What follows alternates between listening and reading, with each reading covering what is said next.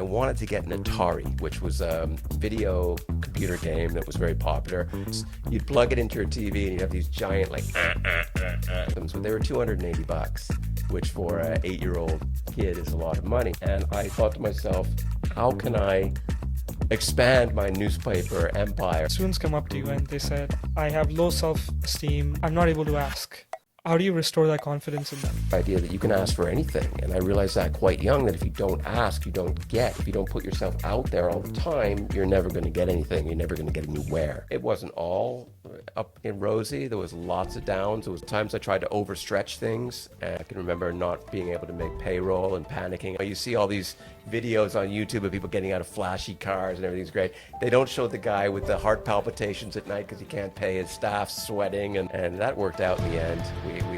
We had some money outstanding and it came through actually before the payroll, but there's a lot of ups and downs in entrepreneurship. And I remember I really felt one day I'd made it when I grew that from a company of one training customer service, 30 plus trainers out, training and developing people around the country. Nice. And I was sitting at home. And I thought, I've got 32 people out working for me with clients, and I'm at home.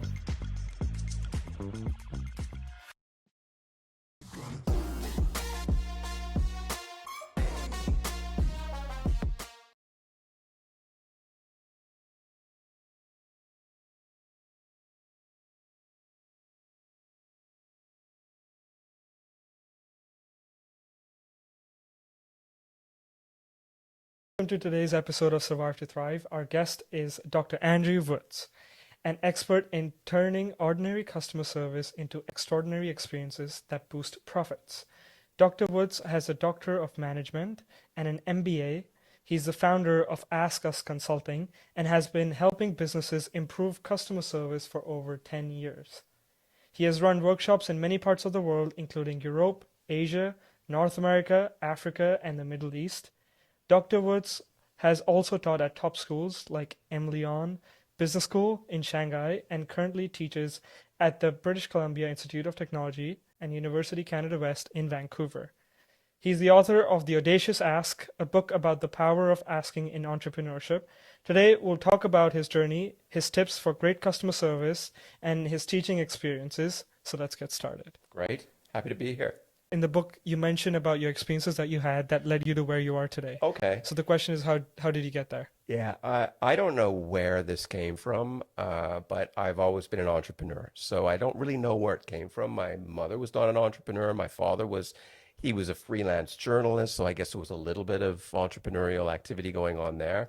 But I can remember being a kid and I'd read something somewhere. I really was, well, I've never really lost this, but once I focus on something, I really go for it. And I wanted to get an Atari, which was a video computer game that was very popular. Some of the people watching might know, and some of the people watching might not know what I'm talking about. But this was some very prehistoric graphics. You'd plug it into your TV, and you'd have these giant and you've seen them before from the 1980s. And I really wanted one of these systems, but they were 280 bucks, which for an 8-year-old kid is a lot of money.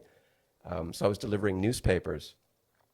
And I thought to myself, how can I expand my newspaper empire? So at 8 years old, I was thinking of my strategy of how to expand. So I got all the other newspaper carriers together and said I wanted to manage the newspaper. 8 years old, I wanted to manage their newspaper routes. And I wound up, the parents weren't very happy, but I wound up basically subcontracting the routes off them and then getting them to go out and deliver the papers and making a profit from that. And my mother and my family weren't overly pleased with that. That spiraled into a lifelong love of entrepreneurship. When I was in my early 20s, I set up a catering business. So I was living in Vancouver here at the time. And I set up a catering business servicing small shows. I remember a dog show we did, a couple of other events. I used to do private dinner parties, a couple of weddings. And you'd mentioned doing training and development for 10 years. I've been doing it for about 20 plus years because my first company in the UK was a training and development company.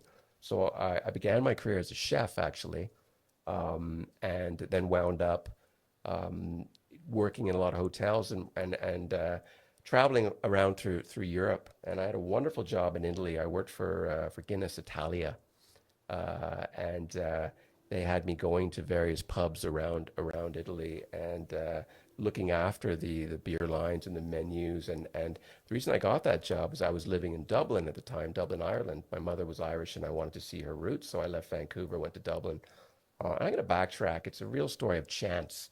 And I think I mentioned it in the book. Mm-hmm. I got off the airplane in Dublin, and I think my whole life basically changed by the direction that I chose to walk. And I got off not knowing anybody, not knowing where I was going. I had my little Lonely Planet book guide. I think they're on the internet now. And had I have walked right, I would have been back to Vancouver 2.5 weeks later, and I might have married the lady I was with at the time, and my life would have been dramatically different, I would assume. I chose to go left. The first pub I walked into, the guy says, "What do you do for a living?" I said, "Well, I'm a cook, but I'm on holiday." And he said, "Well," he said, "you're not going to believe this. My chef walked out yesterday. I don't have anybody for lunch. The agency was supposed to send someone. Can you be my cook?" And I said, "Well, sure, I will, yeah, I just got off a plane, but sure, why not?" So I did that for him. And then after the shift ended, he said, "I really want you to stay here." So I stayed there for about 18 months. Then went on to Italy, as I say. And when I was coming back through Italy, when I'm coming back to eventually go to Vancouver, it never happened. It didn't happen for many, many years after that.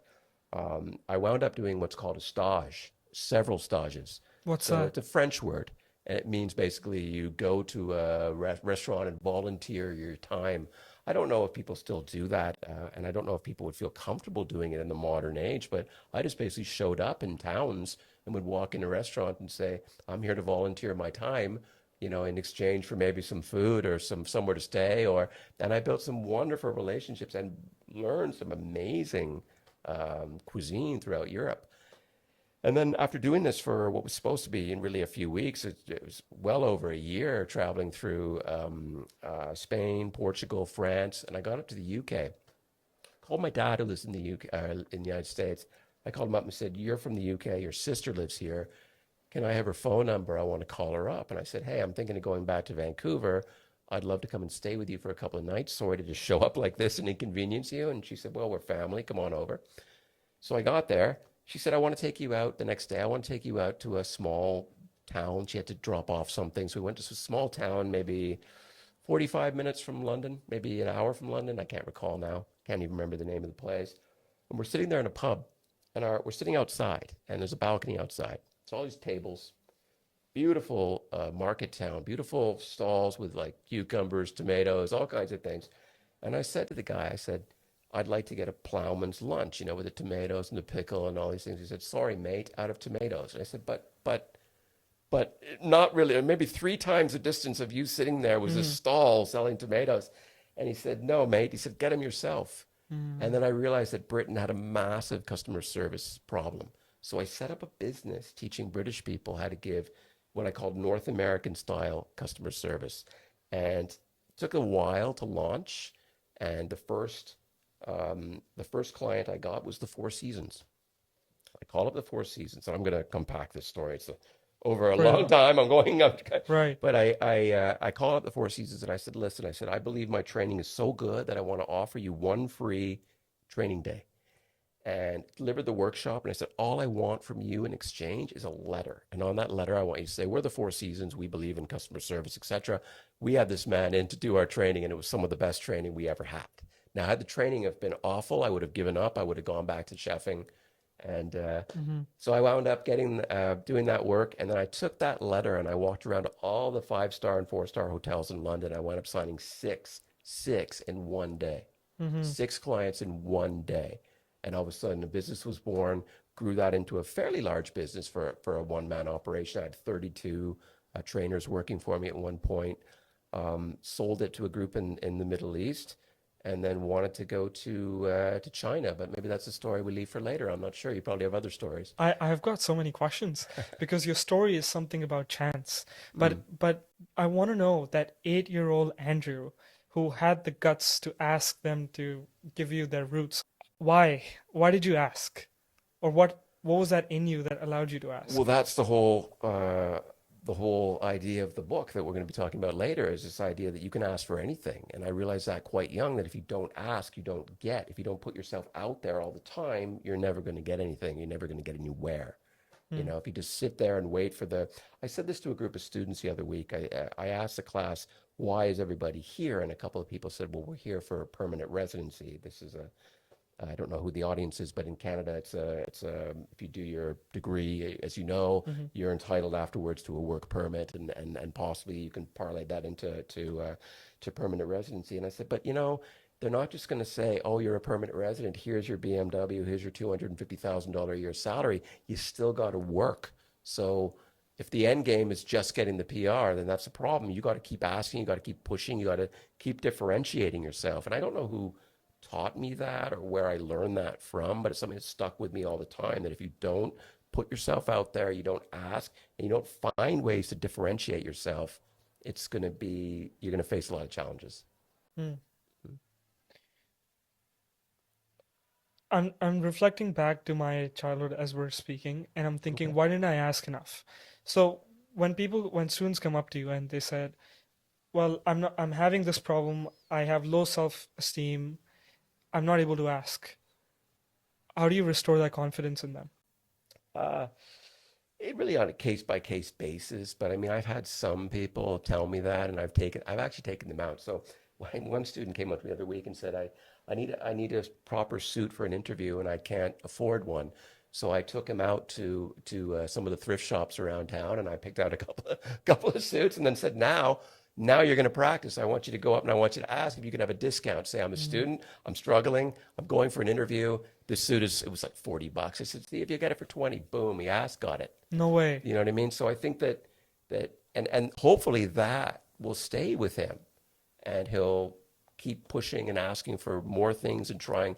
And I don't mean, being ridiculous and asking for things that are unacceptable, but I mean like there's nothing wrong with saying, "Hey, can I get a discount?" There's nothing wrong with saying, "Can you spend a half an hour with me and show me this?" Or, but if you don't ask, you'll never get anything. Never get anything. Mm. When you were in that restaurant and they didn't have tomatoes, but you saw that there were tomatoes, so you realized that Britain's customer service isn't that great. What is North American customer service?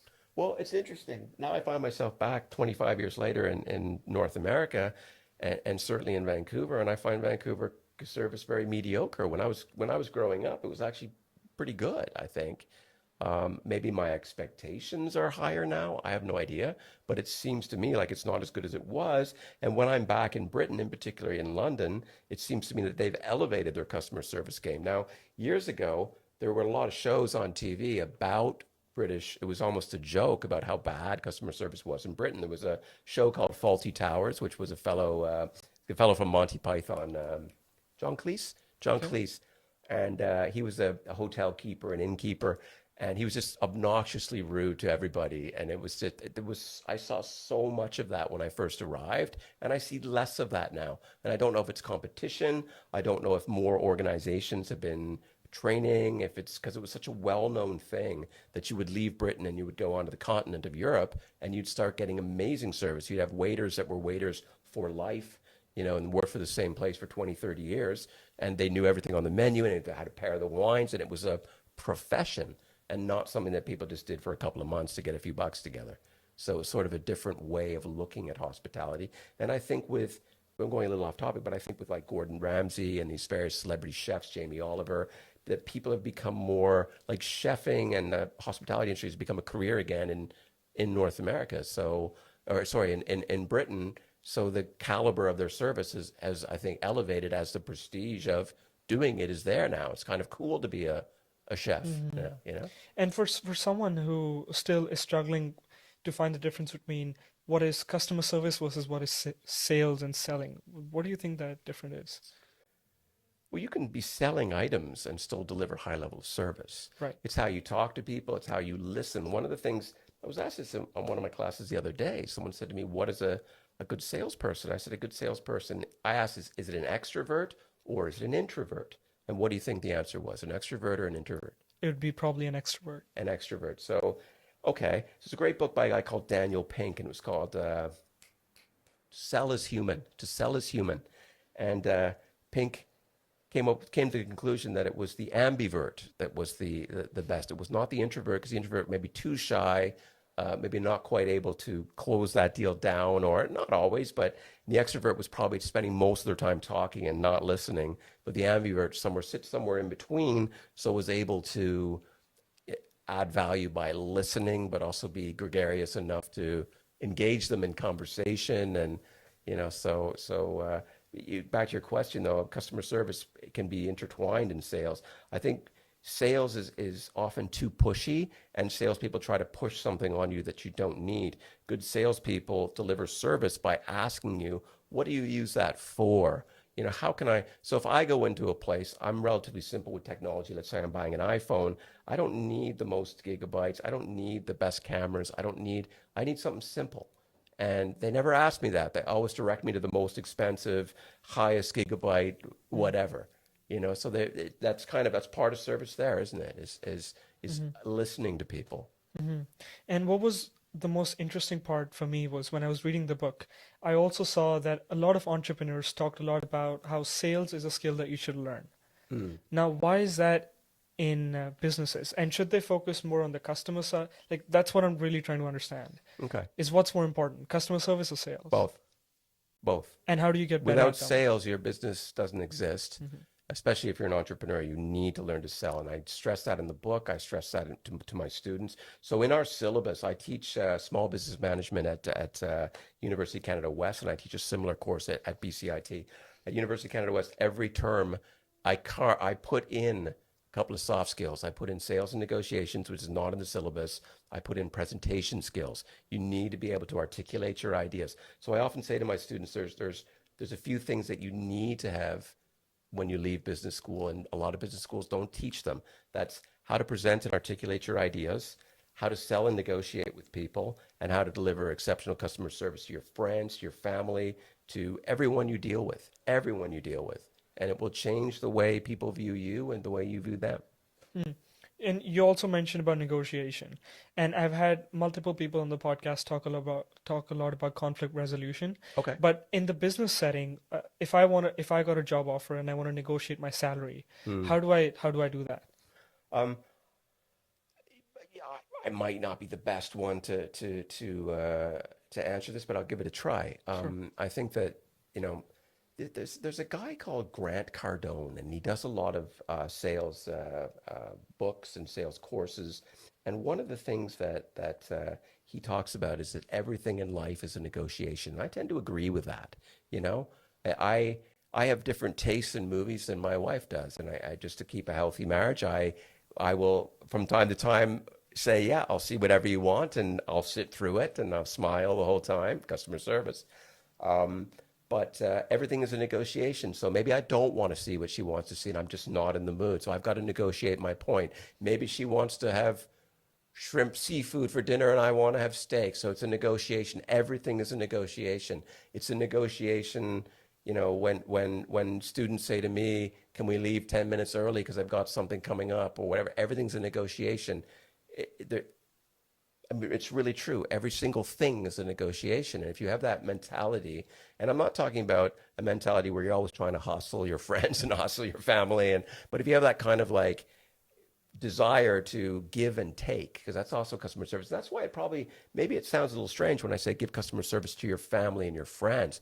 I mean, you know, and I say this to my students as well, and it's never backfired on me, but I say at the beginning of the term, I say, listen, I teach people the importance of customer service as a living, Mm, and among other things, training and other soft skills as well. But I teach people customer service as a living, and I've been doing it for years. So you are my students, and I'm going to give you 100% customer service. So I have office hours that fall on a Monday from X to Y, whatever. Like, it depends on the class, but over the course of a Monday. And I say, but I'm contactable within reason 24/7. I mean, if they really, and I have had people because they keep different hours, some of the students, they'll send me messages on Teams 2 a.m. Hey, professor, I'm looking for the answer to this. And then I had this once a couple terms ago. They wrote me back saying, are you there? And I'm like, well, I answered the next day. I'm like, no, I'm not there. I sleep. I do sleep from time to time. But they're my customers, and I want to keep them happy. I want to keep my wife happy. I want to keep my friends happy because you know what? If you really think about it, the students can go to the competition. My wife can go to the competition, which is another fellow. Uh, my family can always walk away from me. I've got to always be looking at ways to show them how much I appreciate them, and that's customer service. If you can bring that into your work, you will fly. Hmm. Where do you think most businesses are lacking when it comes to customer service? So when you go there and teach them, what are the three things that they really need Three things they need. Uh, or to be better at? they need to be better at. I think there's a divide often. It depends on what kind of industry. So let's take an industry. Let's If you say, have a case study, for yeah, example. let's take retail. Yeah, or let's take hospitality because we started it with the theme of hospitality. In a lot of hospitality that I was involved in, I worked with, there was a big disconnect between the people that were in management and the people that were running what they would call the shop floor. And you know what? I turned that around when I became a manager in my early career. I turned that around and I said, who better to get intel from than the people on the shop floor? I need to know what the customers are saying. I need to know what they want. I need to know what their preferences are. I know that by including people. And I find that there's this divide where you have people working and people managing, but they're not communicating. You have that divide. You have the motivational piece is that some of these jobs are very demanding, high stress, low pay. So you need to figure out ways to motivate people, and you need to know every one of your team so that you can understand what actually motivates them and what doesn't motivate them. So the standard might be, oh, you've been working here for a year, you get a $50 voucher for, a dinner out or something like that. And you're like, yeah, but that's not what I want. I'd rather have, and if I know you, that maybe it's education that motivates you, maybe it's sports that motivates you more, and then I can talk to each individual, and I try that with the students. I have too many of them, right? So, but I try to get to know all of them almost by name, or at least I can remember something about them because they're customers ultimately. So I think a lot of people fail by not treating their staff as individuals, but as a group, a collective instead of individuals.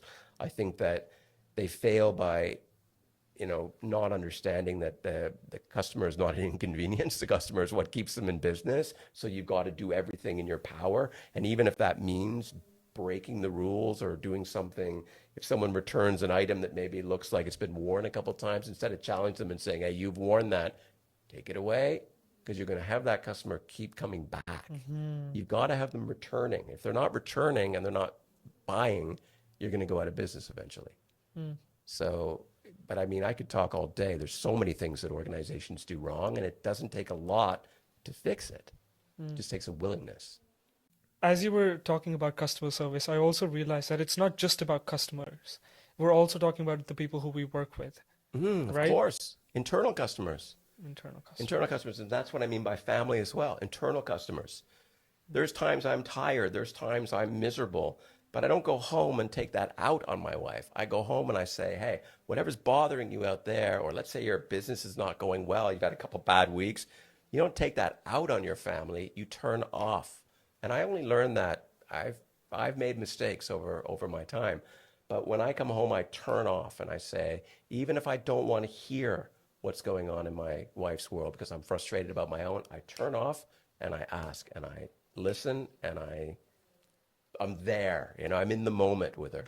What steps do you use to turn off? Uh, I don't think there's any direct strategy. I just walk in the door. I have this mental piece where I say to myself, when you walk in the door, no one cares about your business. So your business and everything that bothers you, nobody else needs to know that. If you're really bothered by something and you feel like you need to speak with someone, I do speak with my wife. I speak with my friends. Sometimes I bottle it up to keep it inside. Hmm. But most people aren't interested in what's going wrong with Andrew's day-to-day life. And I realized a long time ago that people react much better when it's part of customer service as well, when you're interested in what they're doing, not telling Hmm. them what you're doing. So I used to think I was the most important person in the room. Now I think I'm the least important person in the room. I'm much happier that way. Right. And learning about networking too, because I'm sure that's a question that comes to you, is how do you network better? One of the key things that I've learned is also be interested instead of being interesting. So that Yeah, kind of reassured me yeah. too. That's very true. And sometimes it can be hard. Sometimes you get caught in a networking event. I'm going to sound really shallow here, but sometimes you get caught in a networking event where you're talking to someone that you just don't want to talk to, and you're trapped, and you're kind, but you're doing your best. But generally, I try to listen, and I try to ask questions, and eventually they'll ask something about me, and then I'll talk. But I try to. It's all about them. It's not about me, Hmm. and that's recently served me very well. It's just a better way to be, I think. So how do you draw that healthy boundary? If you want to quit a conversation, how do you do that? Or does customer service means that you have to stick with that conversation Well, I until they think finish? I think you need to listen to a certain extent, but I think that you can pull yourself away with a variety of excuses. I mean, it's all about networking, and networking is vital, and networking is very vital for people early on in their careers. I do a lot of networking remotely now. I'm on LinkedIn to the point of possible addiction. I do spend hours on it per day. I try very hard to write 10 to 15 people a day. And I just say, hey, what's going on? I haven't talked to you for, 1 year, 2 year, 3 year, 4 year, whatever. What's going on? How are you? And you get responses, and sometimes you don't get responses. And I don't take any of that Hmm. personally.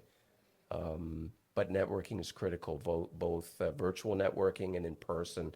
I highly recommend people starting off their careers is just go to meetup.com and just circle all the events that you think are worthwhile, and they might not even be worthwhile. You might not have a dog, but you might go to an event that's all about dogs, or you might have no interest in accounting, and you might say, "I'm going to go to an accounting group," because you might meet that interesting connection that you're looking for. That's interesting because when I moved to Vancouver too, I wasn't sure how do I meet people, right? That's the Hmm. biggest questions. So Meetup was definitely a great resource. Okay. Yeah, Did you use it a lot? I did. I Okay. did. For the first couple of months, I did. Okay. And then uh, then I started meeting these people regularly, so I didn't need Meetup anymore.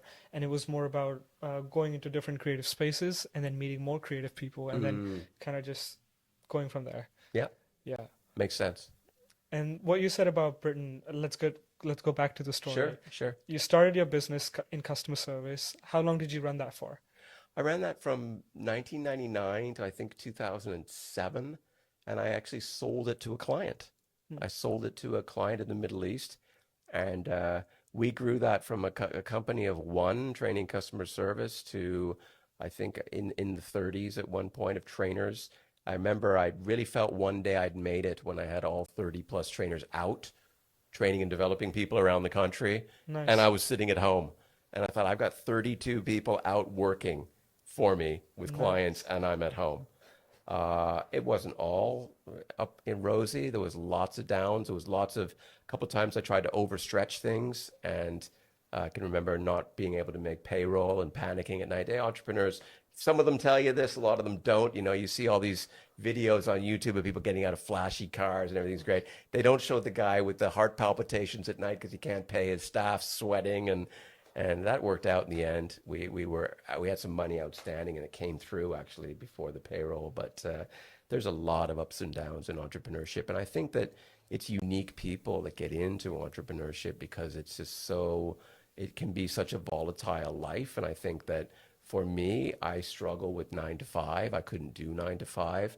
I can do I can do long stretches of structured things, but the 9 to 5 thing isn't really for me. I like the ups and downs, and I like the kind of like morning time where I might say, oh, I'm going to go to the gym now, and then maybe I'm working at 2 in the morning because I've got a burst of energy and I want to do something. I kind of like those ups and downs, and that's what we highlight in the book. Hmm. I definitely want to get back to the entrepreneurship Sure, piece as well sure. in part two because I have a lot of questions and I Okay, also have a very audacious ask to ask you great. at the end, so that'll be great. Uh, Customer service. So you started the business, you sold it. What happened after that?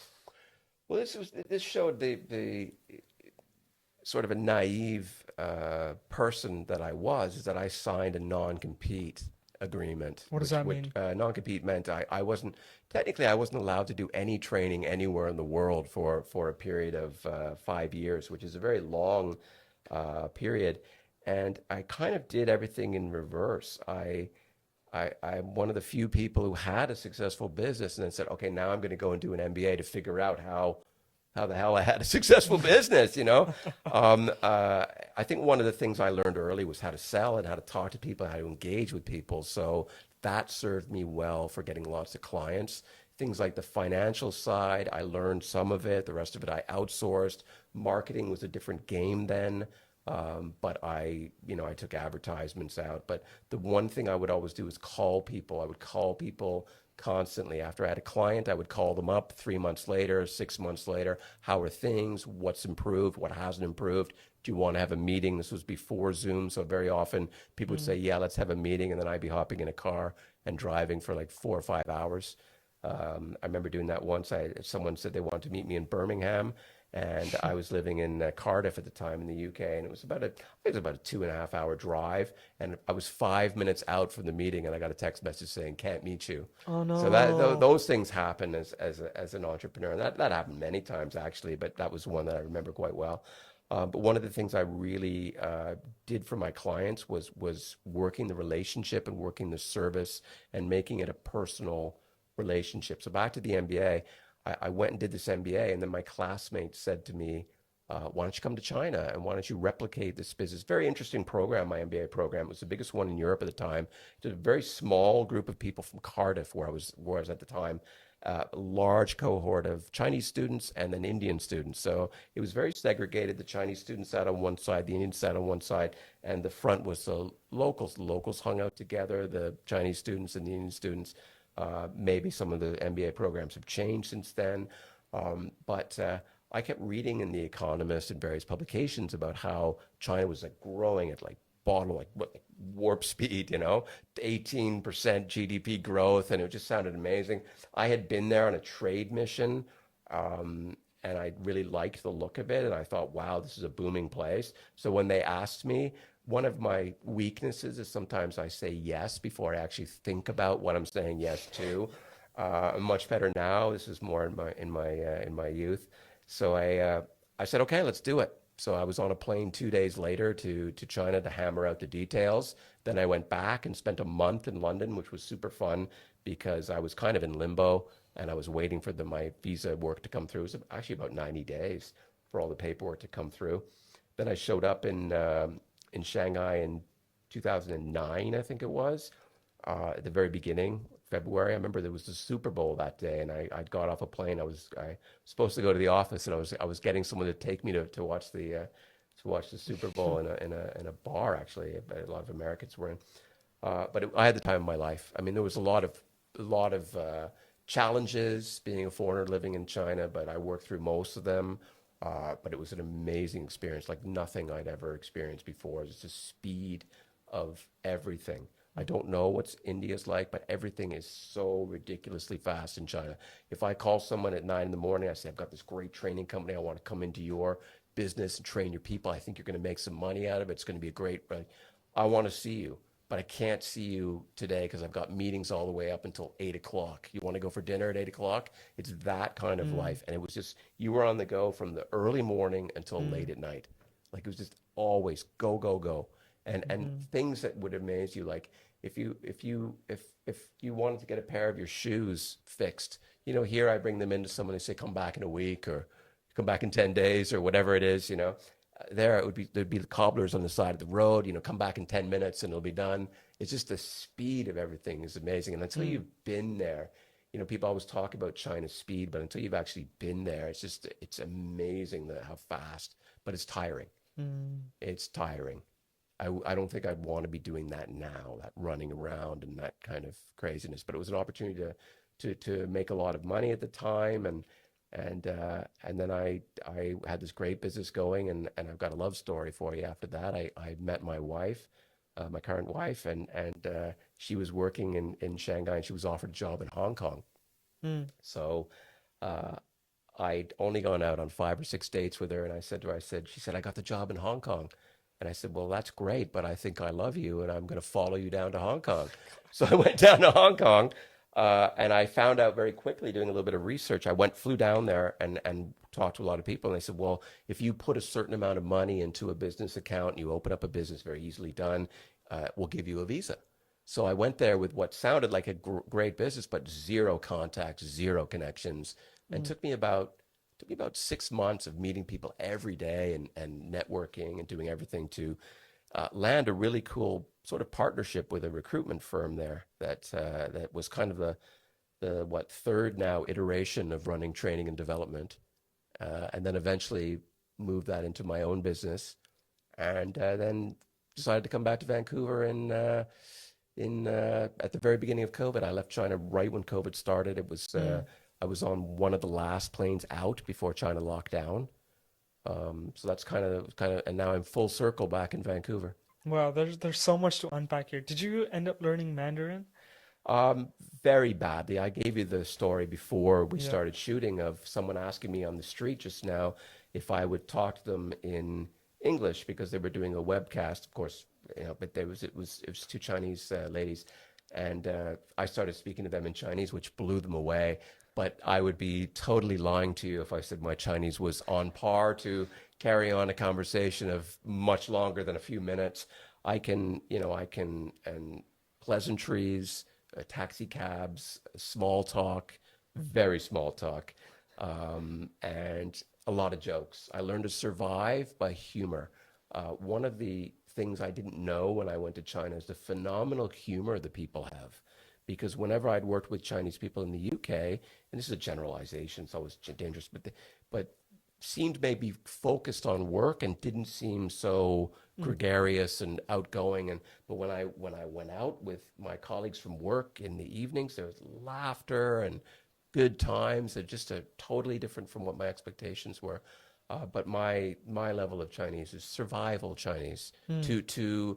To I impress until you talk to me for too long, and then you start to realize that it's a one-trick pony recycling a lot of words. It's a tonal language, as some of you may know, and I made some awful mistakes. At my own wedding, I had a pinyin, which is the romanized version of the Chinese characters.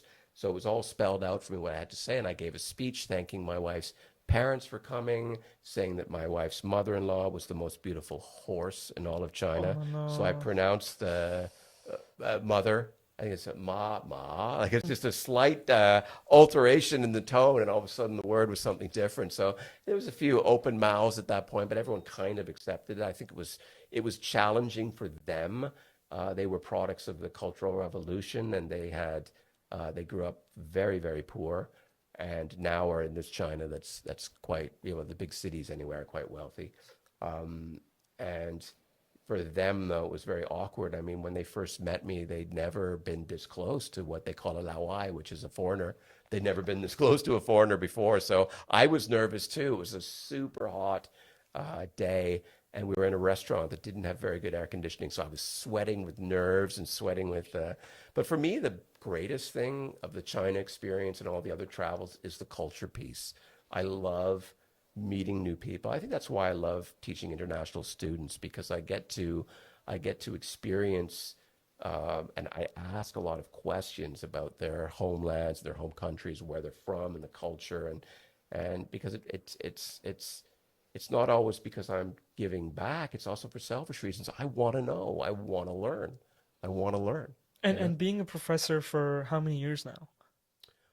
Well, that's a good question. I'd say over 10 years. I Interesting. taught in London in a couple of schools.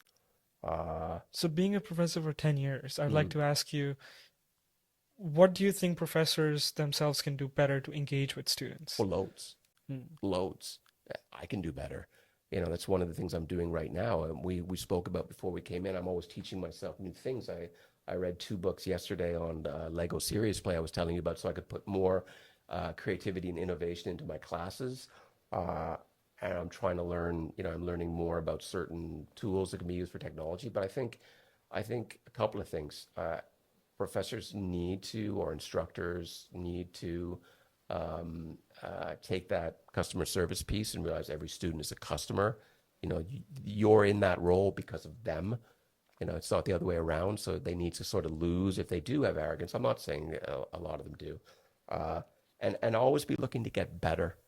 I'm always horrified when I see people reading off slides. I mean, and maybe that works for some people. Maybe some students like that, but my attitude is if you're going to be paying for the courses, you need to be reading the book in your own time, Mm. coming to me with questions, but I need to be teaching you new things that the book's not telling you. And especially in entrepreneurship. And that's why I love teaching entrepreneurship because I can tell them the stories of, oh, I made this deal, this went wrong. I made this deal, this went right. This is what you should do. This is what you can try.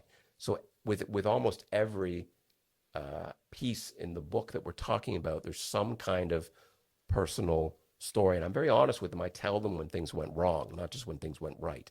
And we don't have time, but I've had some shockingly bad businesses that I thought were going to be good, and they just didn't work out. Fortunately, I pulled the plug on them at the right time, but you can't always win. Hmm.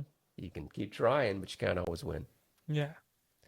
As a student, how can I be better at cross-cultural communication? Because we live in Vancouver where there's so many other cultures, right? So instead of being in our own groups, what has your travel and your whole journey taught you about communicating with other cultures that I had a weird rule when I was in China, and that rule was I wouldn't socialize more than once per week with foreigners. I would always try and socialize with local people because I was in China. What did I want to be meeting up with? I never understood that. I understand people getting homesick, but I never understood this idea that you would go to China and you would drink in an English pub every night and watch soccer with your friends or whatever that you'd made and not want to explore the culture and not want to eat the amazing food, and that's people's choice, right? But I think your question is just put yourself out there. Just keep meeting new people and asking them about themselves. Like we said at the beginning, say, oh, you're from the Bahamas. I'd love to know about that. What's it like to live there? Ask them. And they'll be more than happy to tell you, and you'll learn something, you know? But for me, when I first went to China, I love reading and I read every book I could get my hands on. These are books from what, 15, 20 years ago. 1 billion customers, Mr. China, Old China Hand. There was so many of them. I had a massive pile. I told you I had like 90 days in London before I went while I was waiting for my visa. And I read every single book and not a single one of them prepared me for what life was like there. Not mm-hmm. a single one. Like zero. I got a couple of ideas. Mm. I learned a little bit of, I read Chinese history when I was there too. So it was very weird because I would meet people and my language was very poor, but I would meet people and I'd be able to talk about various dynasties and unfortunately it was in English, but I was able to, and I think that earned me some respect, maybe not a lot of respect.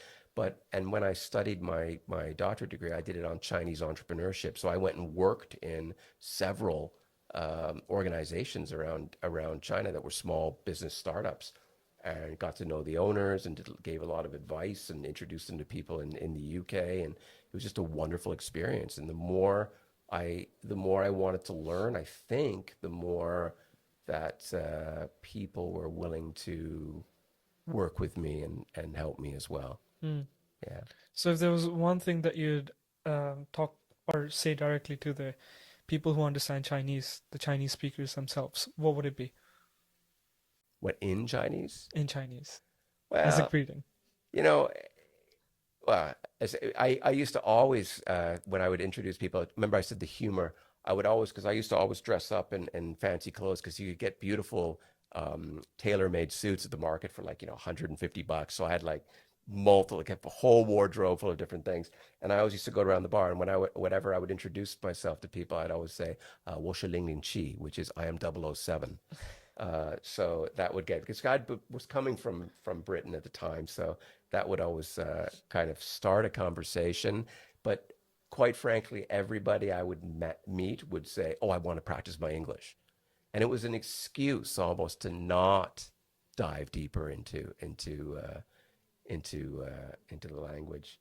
Um, but I mean, there's a lot of basic pleasantries that I would try with people, like 就是我的名片, this is my business card. I would always like, I would always speak to people, even if I knew that they spoke English fluently. I would always attempt to come up and speak, and they'd cut me off right away. But that can be soul destroying too.